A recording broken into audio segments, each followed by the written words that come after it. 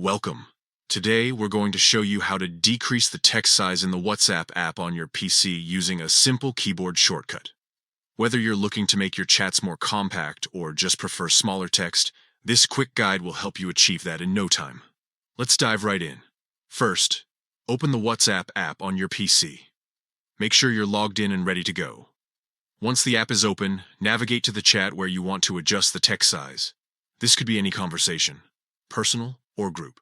It works the same way across all chats. Now, here's the magic part.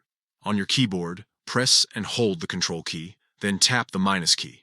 Each time you press this combination, the text size will decrease incrementally. Keep pressing until you reach your desired text size, and that's it. You've successfully reduced the text size in WhatsApp on your PC. This shortcut is incredibly handy for customizing your chat view without digging through menus or settings.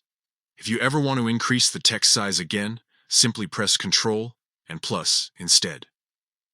Thanks for tuning in. We hope this tip helps enhance your WhatsApp experience.